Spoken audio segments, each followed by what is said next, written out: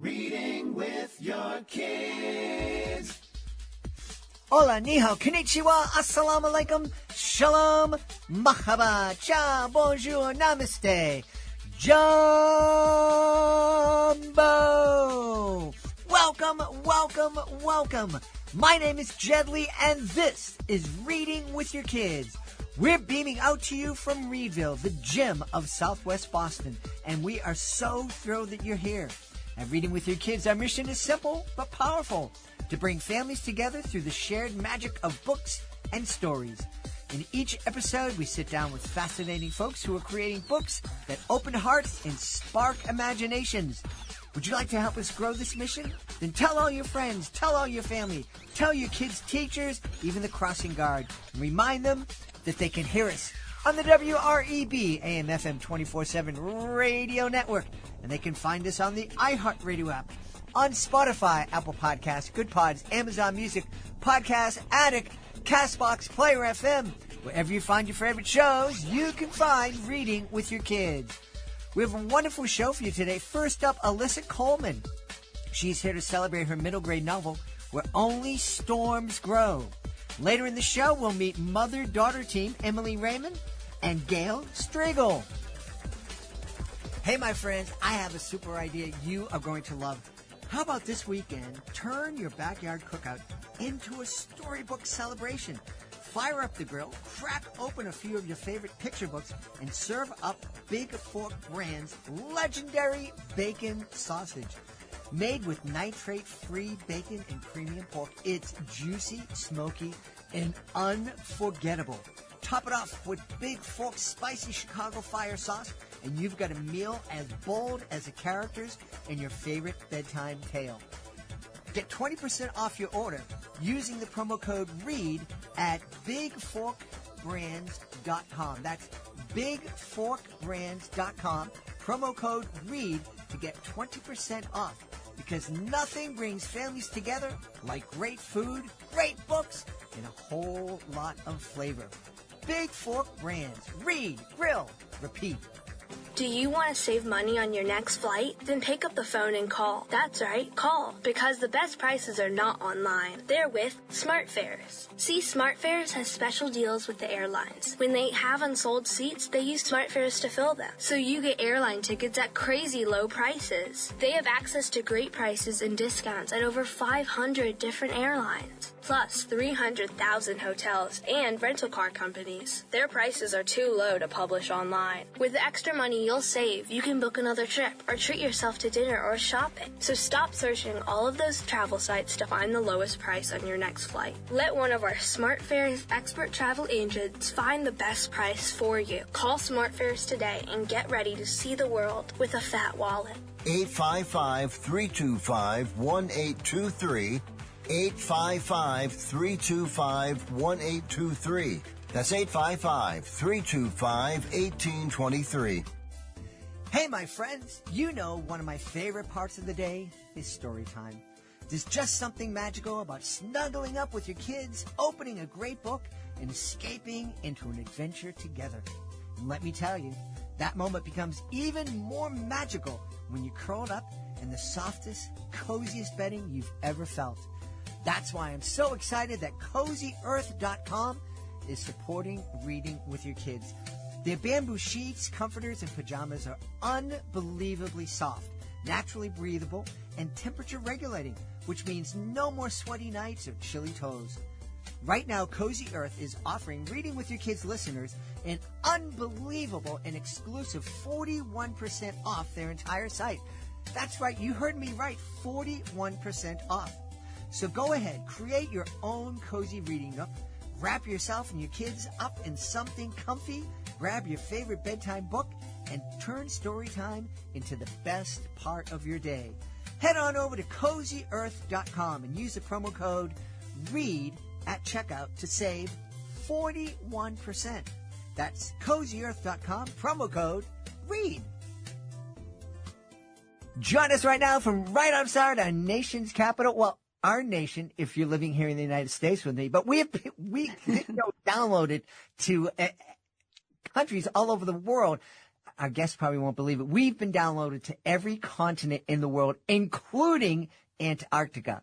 Wow. And maybe this show will be downloaded there. Our guest is here today to celebrate her new middle grade novel. Is called Where Only Storms Grow. Please welcome to the show, Alyssa Colman. Hey, Alyssa, how are you? Hi, I'm doing great, Jed. Thank you so much for having me here today. That was probably too much information. You probably didn't want to hear all that information about us being downloaded to Antarctica and all that stuff. Well, I've been listening to the show for a little while, so I know that you've had guests and listeners all over the world. This podcasting thing is just incredible to think that someone, as my wife said, some guy in his basement can create a show that it literally reaches every corner of the world. Kind of like books. And celebrate books. Absolutely. Well, let's celebrate your book, Where Only Storms Grow. What's this book all about? Sure. So the novel comes out on August 19th. It's a middle grade novel for readers 8 to 12. It's reminiscent of the I Survived series meets The War That Saved My Life with I like to say with a little bit of a twist of the classic Jacob Have I Loved. So it's set in 1935, and the drought and the Great Depression have withered both the land and the once close bond between twins Howe and Joanna Stanton. Howe dreams of escaping like so many other families have already done, while Joanna, despite having scoliosis and a hard time, refuses to give up the farm that she loves. But when their father leaves to find work in California, Joanna finds purpose helping at a local Red Cross hospital, and Howe starts to learn about hope from a stubborn horse and a book of poems. But when the worst dust storm of the decade bears down on their farm, Howe and Joanna have to put aside their differences and really work together, or everyone and everything they love will be lost to the dust. I think so much time has passed since that period of history that some people may not have any idea of what a dust storm is. Can you talk a little bit about that? Because they were really scary. They were really scary. You and I were talking about snowstorms before we hit record, and how a few inches of snow can ruin everybody's life in Northern Virginia. But the dust storms, they were incredibly devastating. Right. Especially in this period, and frankly, we're seeing more of them now in 2025. There's been a number of dust storms. One even shut down O'Hare Airport in Chicago a couple months ago. Oh, wow. There's been a lot. There's been a rise of them. So dust storms, when wind hits dirt that isn't secured. Let me back up. In the 1920s and before that, the Great Plains were covered with buffalo grass. So this is a native grass. The roots can go down 10 feet, so it can survive in intense periods of drought, and it really holds the topsoil down. But the U.S. government encouraged farmers to go in what was called the Great Plow Up, and they plowed up millions of acres of this native grassland and planted wheat. But then, when the Great Depression happened, the bottom fell out of the wheat market, and suddenly it costs more to grow wheat than you could sell it for. So a lot of farmers abandoned their wheat farms and just left them to die, or the drought killed them, and it left the topsoil just exposed and bare and not held down by anything. So when the rain stopped and the winds began, the topsoil just up and blew away. Millions of tons of acres, and these storms were huge. Some of them were 2 miles high. They carried, there was one storm, the one in my book, carried 300,000 tons of soil in the course of an afternoon across 6 states.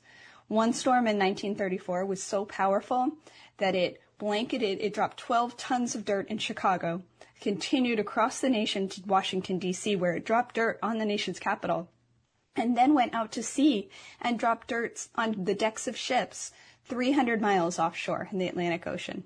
So these were not just tiny little dust storms. These were epic storms that looked like mountains as they approached you on the horizon. And when they hit, they were thick enough that the sun would be blocked out. The temperature could drop 30 degrees in minutes because the sun was so effectively blocked. You couldn't see your hand in front of your face, and people were choking and coughing as this dirt just got everywhere. People had to use shovels to clean out their houses. It was an absolutely fascinating time, and I have so much respect for the people that lived through it. Absolutely. There was an HBO series based in that time and that period called Carnival, and it's a really weird series. It was fascinating, but just it depicted that time and what it was like to feel part of, to have a dust storm bearing down on you. Just terrifying. Mm-hmm. Yeah, because there was, besides being inside, there was nothing you could do. Right. And no screens to run to keep yourself occupied during that time. No, and they would generate immense amounts of static electricity too. So you didn't even they would knock out the phone lines. Your car wouldn't start. So they ruined everything. Wow. What is it about this period that inspired you to write about it? So back in 2020, like most other Americans at that time and many people around the world, I was huddled in my house on my computer researching masks, and I came across an article about the other time in history when Americans were told to wear masks. And I thought, oh, well, Spanish flu, I've been hearing a ton about this lately. And I clicked on the link, and instead it was about the Dust Bowl and how the Dust Bowl saw rise of this new affliction known as dust pneumonia, which is a form of silicosis it's the same form of silicosis that people get from working in mines, like black lung, you've probably heard it called. But people in the Dust Bowl got it just by breathing the air. And so Americans were told to wear masks to prevent breathing in all that silica dust that was blowing around. And it was one of the first times that it was incredibly effective. Oh, wow. So I realized I knew very little about this period, and I wasn't even thinking about writing about it at that point. I just started reading everything I could. Some people were baking sourdough bread. I was reading about the Dust Bowl.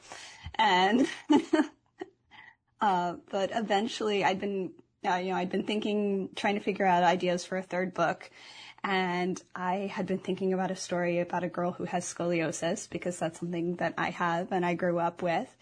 And somehow in that magical way that stories do, the two ideas just blended in my head and became this book.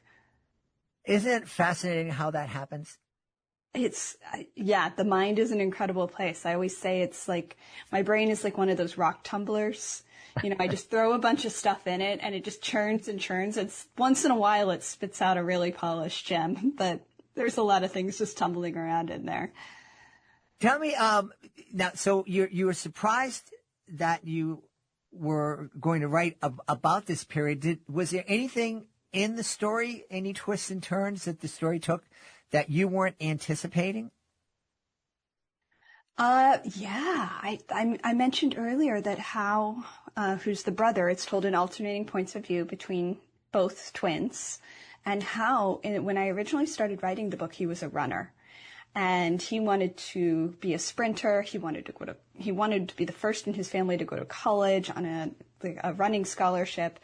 And then I realized that, well, running is awesome, and I would love to write about a runner someday. For him, it wasn't giving him anything to fight. He was always in this flight mode, and I wanted him to learn how to fight. And it was a conversation that I had at a librarian conference with Daniel Nayeri, who is a well-known author, and I mentioned I was writing about the Dust Bowl. He and I then proceeded to geek out about Dust Bowl facts for about 10 minutes, much to the bafflement of everyone around us. And he suggested that I check out a book of poems called Black Sunday by the Oklahoma poet laureate Benjamin Myers. And these are just sparse, beautiful, sparse but lush poems about the Dust Bowl experience. And through that, I had this realization about the power of language and how language shapes our environment, and how we then shape our environments with language, and Howe became a poet. And so some of his chapters are actually told in the forms of poems. Oh. So as he starts to experiment with writing his, I'm using air quotes, own poems. Uh-huh. I love that. Did you ever think about writing this as a middle grade novel in verse? I am not a poet. Okay. I make no claims of being a poet. I was lucky to have some wonderful friends, including Megan Freeman, who wrote Away and Alone, and she read the book and gave me some really great and insightful help about my poems and how poetry was viewed historically at that point. And yes, I do not think I will be writing a novel in verse. I found this rather challenging, but I did enjoy the experience. I saw on your website that it never occurred to you that you would be an author. How did this happen? No. So when I was the age of my readers, I wanted to work at SeaWorld. That was my life's dream. I wanted not even to do something cool like work with the orcas or the dolphins. I wanted to work with the sea lions and otters. And I pursued that dream for many years in elementary school. I told everybody that's what I was going to do until I realized that I was going to have to touch a lot of dead fish and be in very cold water all the time. And neither of those things really appealed to me. So I had to go out and find another dream. Uh-huh. And I tried a bunch of different things for many years. I worked in casting for an off-Broadway theater. I was a caretaker for a flying squirrel colony that was being studied by a team of biologists. I've worked at a seafood restaurant. I've worked in human resources for a major corporation. I've done a number of things. All along, I loved books. I read books like some people breathe air. I always had a book on me. I was always reading something. And I still remember one day when my husband said, "You should try writing a book. You love to write. Why not write a book like you love to read?" I could take you to Washington, D.C. and point to the exact square of sidewalk I was standing on because I felt like a bolt of lightning had been hit by me. I wasn't exposed to authors as human beings as a small child. To me, they were always dead or old or, fictional themselves. It didn't seem like a job you could have. Yeah. And I wrote my first book, and then I learned how to write a better book, and then I learned how to write a better book, and now here I am enjoying this life that I never thought was possible. It's an interesting journey that you took. You must have had to touch a lot of dead fish at that seafood restaurant. I did. Yes, I did. But I can't move on without, you got to tell me a little bit more about this caretaker for flying squirrels. Oh, yeah. It was a biology department at a university was studying the nesting habits of sugar gliders, which are southern flying squirrels. And so my job was to clean their cages and to keep them fed and watered. So I went in there, and they're very shy and they're very fast. So even though I took care of them for several months, I did not often see them. They would see me walk into the grounds where their cages were, and there would just be this poof, like as they all scurried to hide. But when they did come out, they were absolutely adorable little big-eyed things. Now, was your intention when you got that bolt of lightning in Washington, D.C., and you said, "Yeah, I'm going to be a writer," did you know that you'd be a writer of middle grade novels? No. So that was right around the time when YA was having a field day, and it seemed like everybody was writing YA. I read definitely more adult and more literary fiction, but I started talking to people and reading about the industry online, and I didn't have an MFA, so literary fiction seemed very hard. YA seemed like something at that time that anybody could get into. So I wrote, as I mentioned, my first book, and that will never, ever, ever be published. I have put it in a drawer, and I do not want to show anyone what was in that drawer. That was my practice book. And So I took it, and after I wrote the second version, I went to a writing workshop, and there was an agent there who had everyone list. We all had to read our pages out loud, which is extremely intimidating when you're a new author, and your goal is to write books so you can sit in a room by yourself and not have to talk to anyone. And so I read my pages out loud, and the agent then went around the room and said, everyone, I want you to tell me how old you think Alyssa's main character is. And in my head, she was 16 or 17. And everyone in that room said 12. And she turned to me and she said, you don't write YA, you write middle grade. Go read middle grade. And I went home that day and I picked up my first middle grade novel, and then I picked up 12 more and then 12 more, because I absolutely loved the genre. And at this point I look back and I think, why was I writing YA when I really loved middle grade? Well, what is it about this age group that you love, that makes you so happy writing for? In all of the books, there's such an infusion of hope.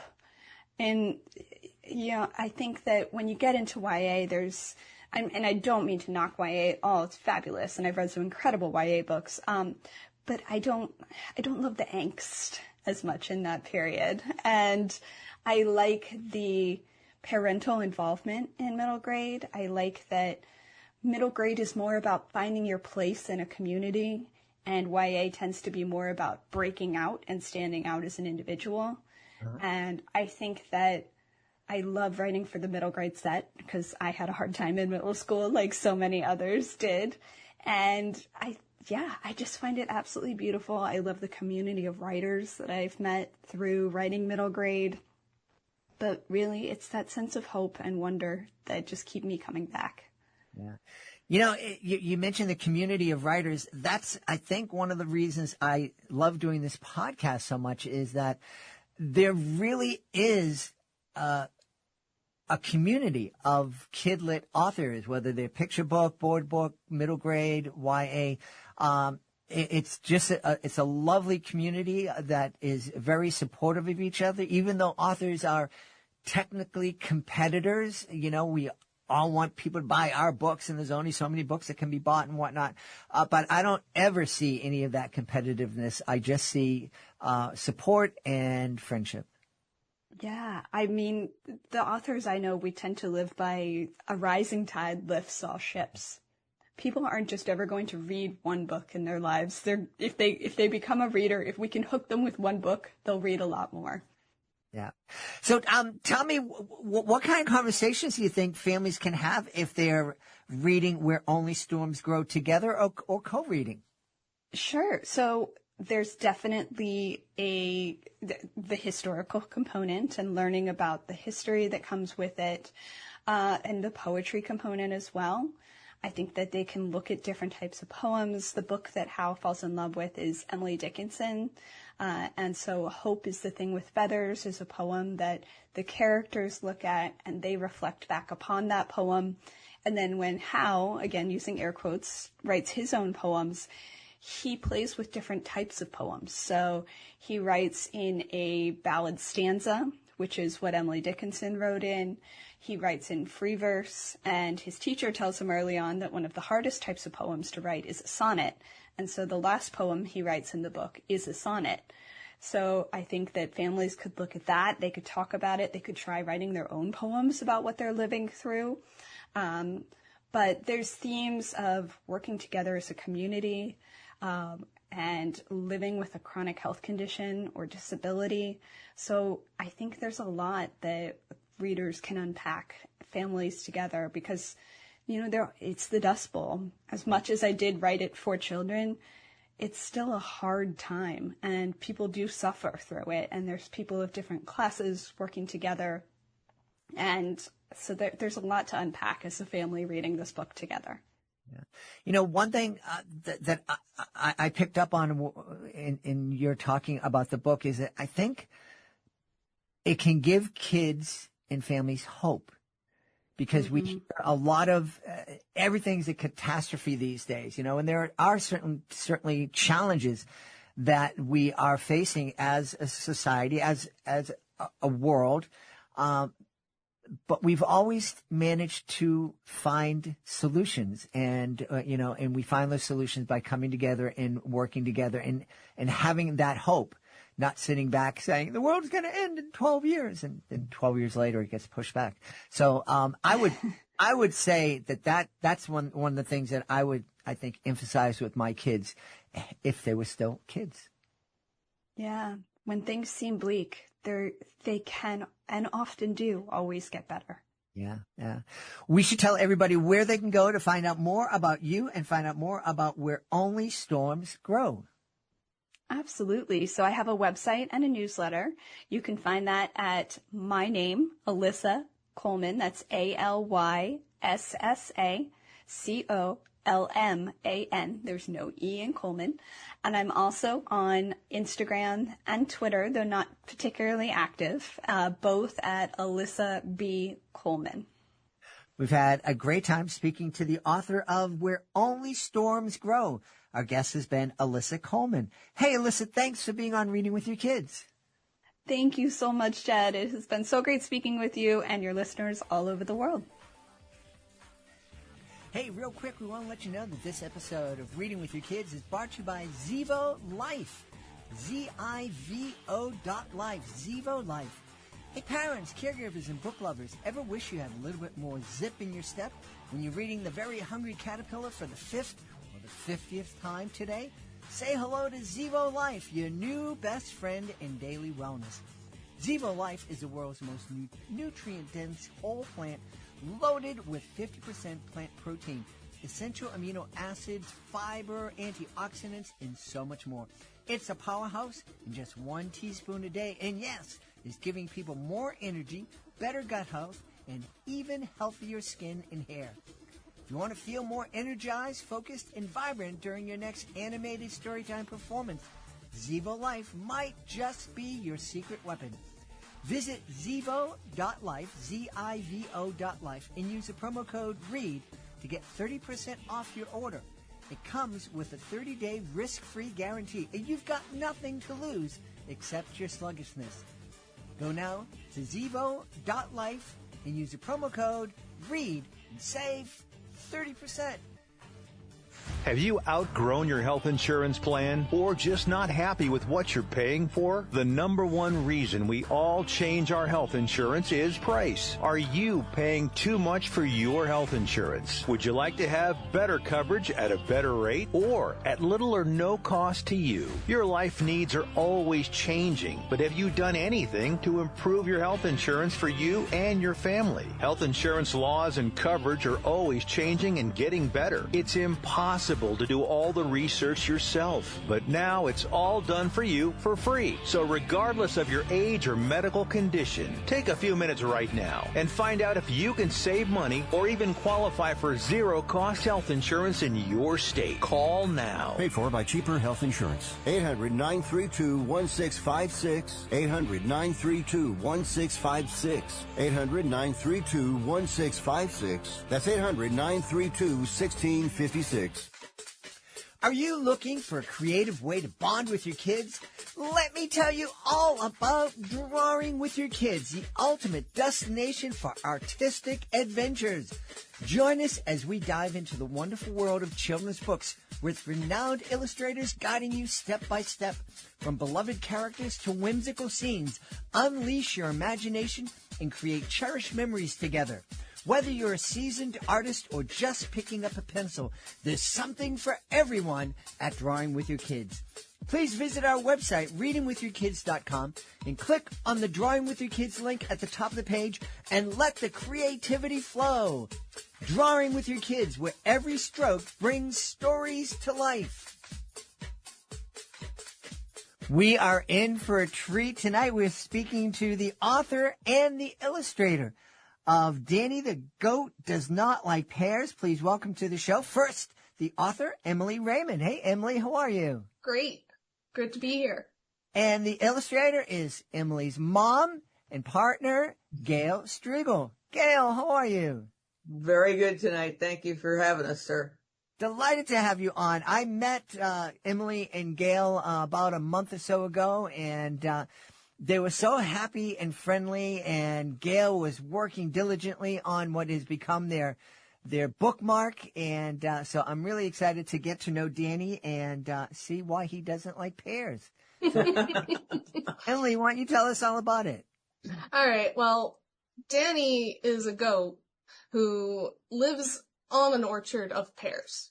And if you look at the opening illustrations, you see that his farmer is really keen on feeding him pears.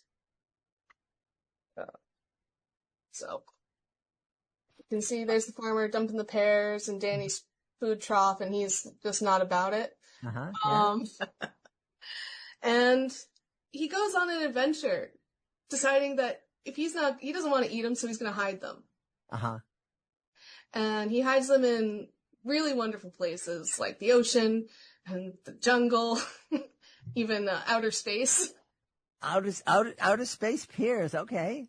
And he just, there's a secret that why he doesn't like them. Okay. He's never actually tried them. I think that's a secret that kids who don't like certain foods, share. And that's how this book came to be.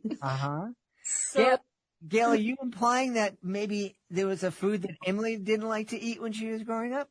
oh, Emily was famous for hiding her vitamins. If I didn't watch her eat them, I might find them anywhere in the house. What was wrong with the vitamins, Emily? I don't get it. I don't know. They tasted funny. And yeah, that was my go-to. If I didn't like something, I would hide it. And I wrote the text of this in college, which in a creative writing for children class. We were assigned to write a board book, and we were told by our professor to, think about your childhood. Think about something that happened in your childhood that left a lasting memory, and write about it. And so I remember the vitamins. And I'm sitting there in my dorm room, and I'm thinking, can I turn that into a children's book? And I swear, a bolt of lightning hit me, and Danny the goat does not like pears, so he hides them everywhere. Came into my head fully formed. It's amazing how that happens. Easiest A she ever got. Easiest A you've ever got. I love that. I read a book not too long ago called Big Magic by Elizabeth. I hope her name comes to me. But it's all about, that her idea is that ideas don't necessarily start with us, that they're floating around and they're looking for somebody that is ready to catch them. And it sounds like Danny the goat was floating around waiting to find Emily. Sometimes I feel like that because I've been hoping for another bolt of inspiration as good as that, and it hasn't happened in 12 years. But I'm praying every day. Okay. That something as good as Danny the goat does not like pears. Getting the book actually made may have sparked some hopeful ideas in our heads, but okay, all right. Oh. If it helps, when I was getting ready for tonight and taking down notes, I didn't see the RS initially when I was writing down the title, and I thought, Danny the goat doesn't like peas. And I thought maybe he traveled to England and he ate some mushy peas, which I wasn't a big fan of myself. Well, it was a treat, writing it back when I wrote it. And I came home from college and showed it to my mom. And, as a simple, fun project, I thought maybe you would want to illustrate it. she is my muse. She has been my muse since she was about 7 and we started doing pumpkins together. But she comes up with a simple suggestion and, let's just do simple line drawings or something. And then I always blow it out of proportion. Yeah. I think she probably knows that, and that's why she does those suggestions. She's done it more than once, and it usually ends up being a major project. I think I did all the illustrations within about 5 weeks, and there are 20 of them. That's a fast pace. And they just flowed. Everyone was easy to do. It was the ideas just flowed with her story, and it was just a lot of fun to do. Well, that's really great. Emily, one of the things that I often ask authors, because I've learned so much doing my Reading with Your Kids podcast that I was unaware that most traditionally published books, the author and the illustrator have absolutely no contact with one another. In fact, the publishers go out of their way to make sure that there's no contact. Was it hard for you to kind of say to Mom, okay, I wrote my story, time for you to get to work? So I learned that in my class that, if I wanted to go a traditional publishing route with anything I wrote that was supposed to be a picture book, I couldn't bring my own illustrator. Mm-hmm. And I knew from the moment I wrote it that I didn't want anybody else illustrating this, that my mom has been is an artist. I've spent my whole life with her art, and I always knew she wanted to illustrate a children's book. Mm-hmm.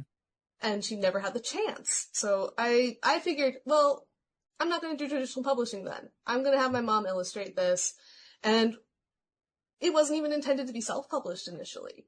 It was going to be a gift to the 3 babies who were being born the year that it was written. Oh, neat. And self-publishing it came about down the line of like, well, this is actually really good. And, oh man, it's actually, every kid we show it to loves it. Yeah. Even though it took a while for us to, put the words and the pictures together. Mm-hmm. Yeah, the first, I took it to our local library, and there was a mom and a 5-year-old girl there. And I just handed it to him and said, please try this. That little baby counted every pear in the book. She had a grin from ear to ear the whole time. And I said, well, okay, we got to do something here. We've just got to do something with it. Well, that's wonderful. I'm curious, Gail, what held you back from illustrating, since Emily said that you always wanted to illustrate a children's book? What was...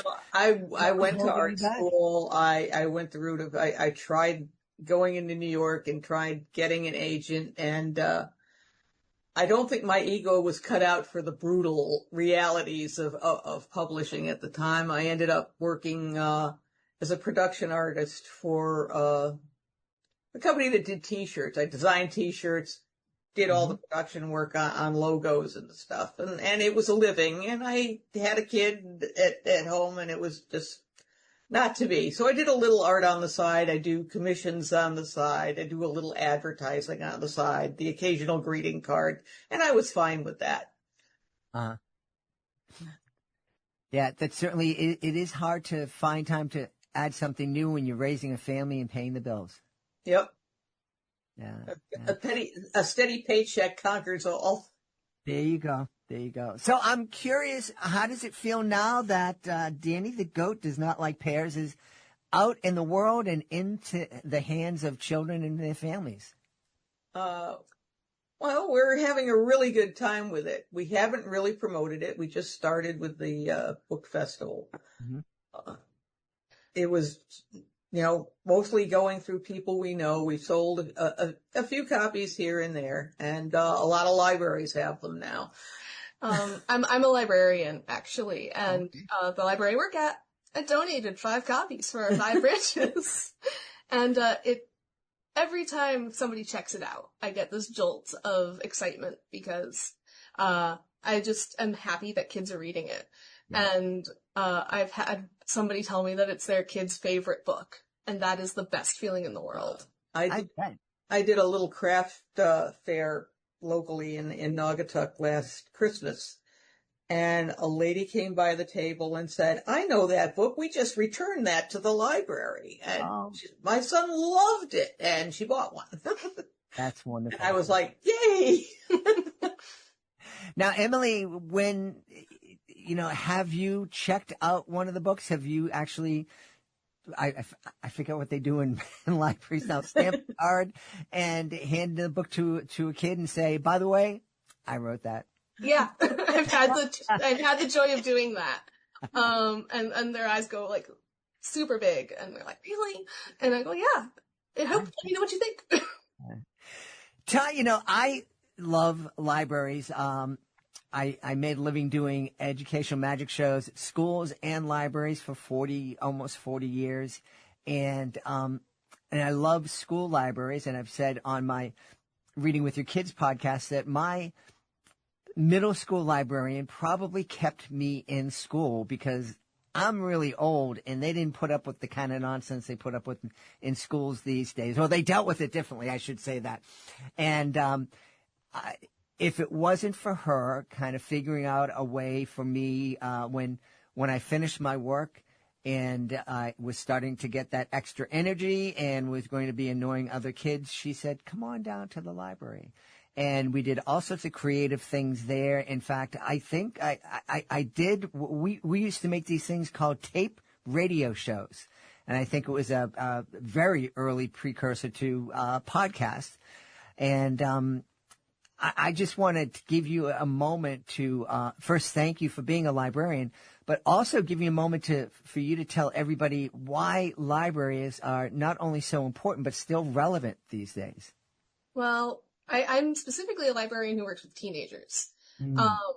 And libraries are still relevant and still important. They are places of community. They are places where specifically teenagers have a place to be that is free, that is, a place where they can be with their friends and not feel the pressure to pay money, to not feel the pressure of their parents, to just have a place where they can be themselves. And yeah, sometimes I have to tell them to knock it out or leave for the day.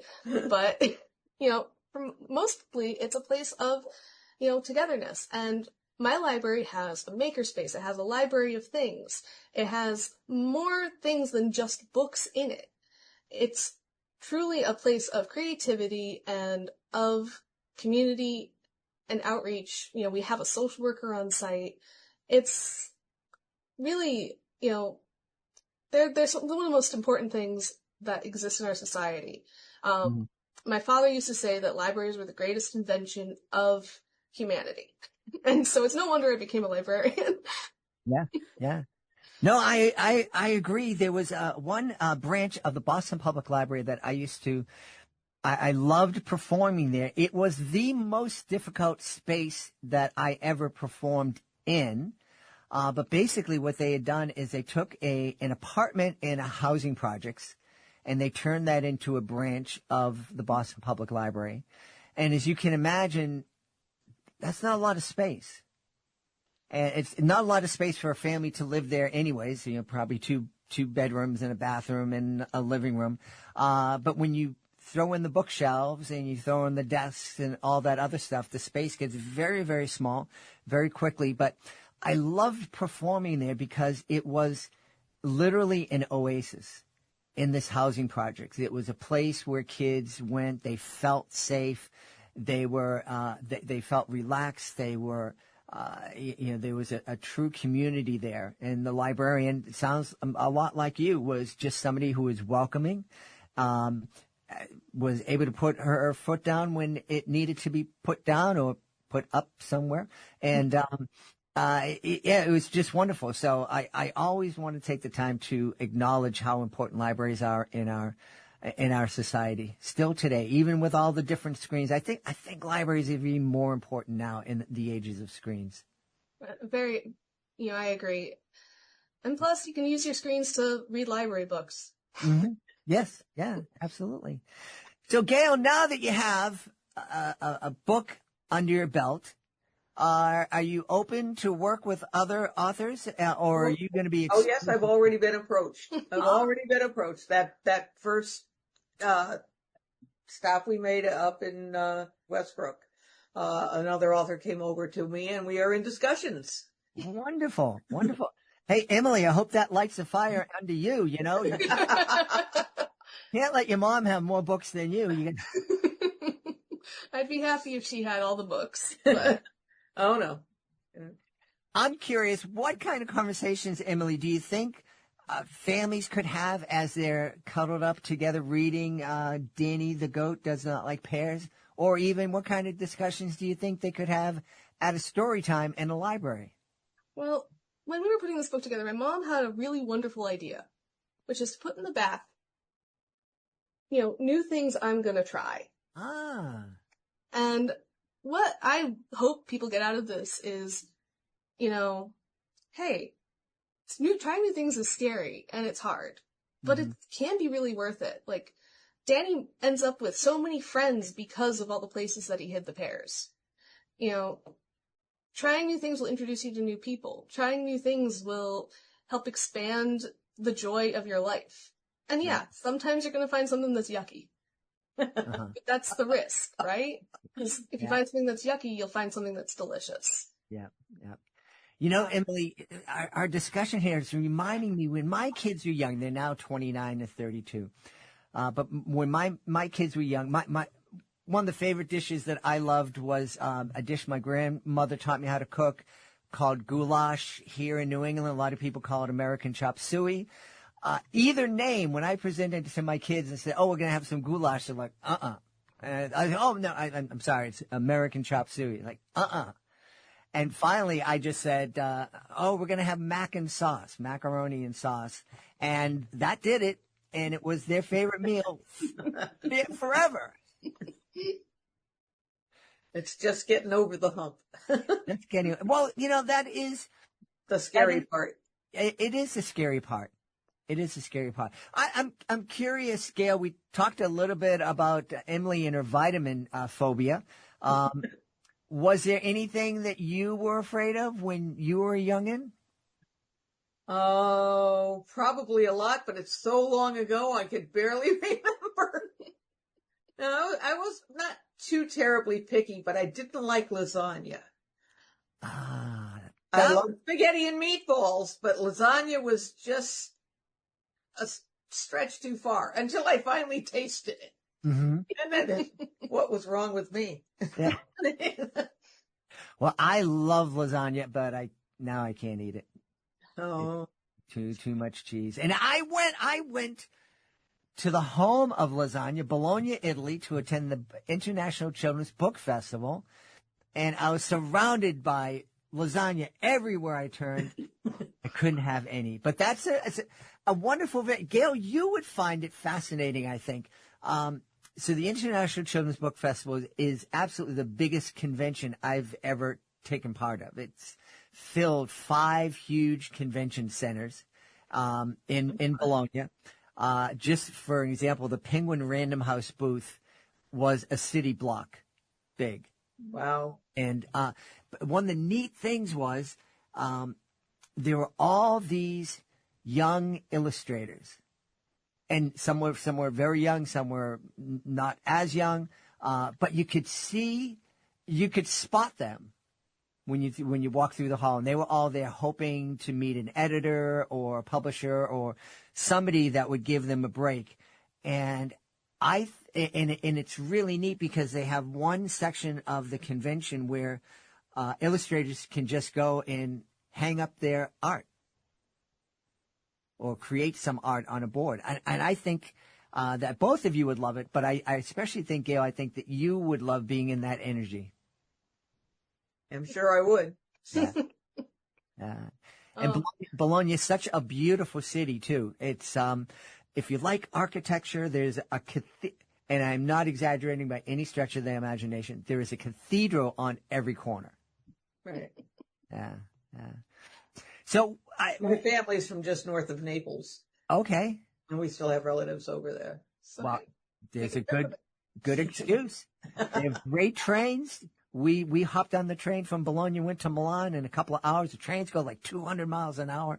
It's crazy. Not like Amtrak on the East Coast. So, anyways, Gail, I think you and I need to do something to light that imagination in Emily, because we have to get you back on here. Any other animals that you might feel inspired to write about? Well, my mom has a very angry cat who might fit the bill. Okay. He's an escape artist. All right. And there's this pygmy marmoset. And there's a character that my dad had come up with when I was young that was a pygmy marmoset who liked to get in trouble, and I could always, revive him. Well, maybe the angry cat and the pygmy marmoset can get to. No, that would probably turn ugly. No, that angry cat would probably eat the marmoset. It would end badly. It would be terrible. terrible book. But anything can happen in a children's book, Mom. This is true. Could become buddies and find a cure to pear phobia. We should tell everybody where they can go to find out more about Danny the Goat Does Not Like Pears and find out more about the both of you. Well, you can find Danny the Goat Does Not Like Pears on barnesandnoble.com because we self-published through Barnes & Noble. Mm-hmm. It's also available possibly at your local library. Ask your librarian. It's available at the Cottage on Main in Southbury. And at Home City Games in New Haven. Okay. Those storefronts that carry it. Wonderful. You can find Danny the Goat on Instagram at Danny the Goat, or Danny Goat Pears, I think. Mm-hmm. Hold on. Wait a minute. It's on the card. Danny.the-Goat Pears. Okay. And on Facebook at Danny the Goat Does Not Like Pears. And you can find me on Facebook. I'm Emily Raymond, Emily Ann Raymond on Facebook, and Honey Bunches of Goats on Instagram. Unfortunately, you can't find anywhere because I'm old and crotchety and don't do social media. But if you want to hire my mom to do illustrations for you, I can always pass along the message. Okay, that's what I was going to ask. And one last thing, Emily, one of the things that we encourage folks to do if they want to support an author is to not only go to their local independent bookstore and ask for the book, but go to the library and make a suggestion that they carry a book. Does that actually work, or do you guys just write it down and throw it away? Oh, it works. It does. We take all of our patron requests seriously, and as long as it's a reasonable request and not some ancient tome from 1840, we're happy to supply it. Awesome. We've had a great time speaking to the author and the illustrator of Danny the Goat Does Not Like Pears. Great new book from our guests, Emily Raymond and Gail Striegel. My friends, thank you so much for being with us. Thanks for having us. That's it for today's chapter of Reading with Your Kids. Thanks for joining us on this adventure. If this episode made you smile and made you think, please share it with your family and friends. Leave a 5-star review and smash that subscribe button. I want to thank the folks who made today's show so amazing, starting with our guest, Alyssa Colman. Please be sure to check out her middle grade novel, Where Only Storms Grow. Also want to thank Emily Raymond and her mom, Gail Striegel. Please be sure to check out their beautiful picture book. I want to thank our great team, Fatima Khan, Chris Doherty, and of course, we want to thank our sponsors. You know, when you use our promo codes, you score a great deal, and we may earn a small commission that helps keep the podcast magical and free for families everywhere. Want to give a big thank you to my beautiful wife. Most of all, I want to thank you. Please remember, reading together is a real magic that connects us one story at a time. Until next time, keep turning those pages and sharing those smiles. I'll see you on the next episode of Reading with Your Kids.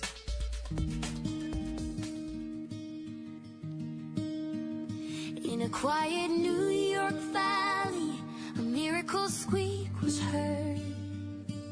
Trumpet's birth was a miracle, no more hope deferred. Born to Rosa and Diego, 8 days before they found her. The pup of hope and wonder made every heart grow fonder. Trumpet, miracle, wolf pup, your story rings so true. From your tiny welcome to finding love and motherhood anew. Oh, trumpet, with your spirit wild and free, you teach us about